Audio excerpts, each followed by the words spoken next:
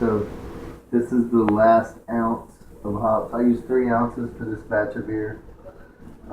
It's got a nice color to the beer. I'm going to show the color. It's getting a really nice, real thick color to it. It's going to have a really good body, which is what I'm going for in this brew. But I'm bouncing this for like the last 17 minutes.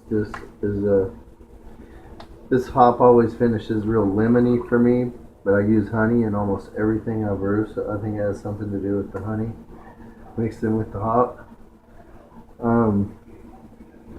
This is the one I used the first 23 minutes of the boil. It's done. This is the last 17 minutes of the boil. And I have an ounce that has been in there for the entire boil. So there's going to be 3 separate levels of hops and aromas and just layers to the beer. There's going to be a lot of layers to this beer. And if you look over this way, these are the hops I used. I used Cascade hops, Palisade hops, and German Brewer's Gold. And that's what mainly went in for the whole boil, mostly German Brewer's Gold.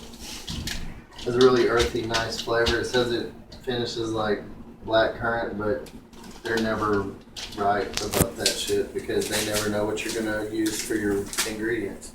Like this here, usually that specialty grain that I'm brewing for an hour would not be enough just with this. I would need at least another bag, another pound of this. This is 3 pounds.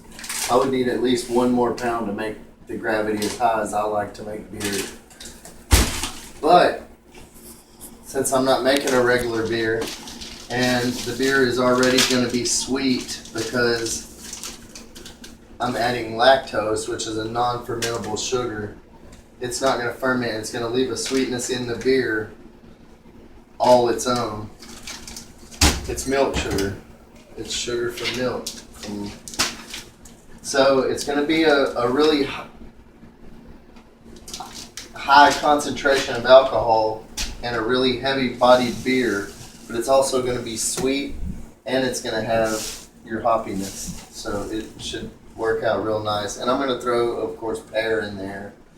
I'll show you in a minute. Yeast loves acidic environments, so I always add some citric acid, so I just can't steer clear of fruit. When I started out making wine, and beer is more scientific, so it interests me a little more. So, and there's so many different ways you can do it, but I'll show you how not to fail.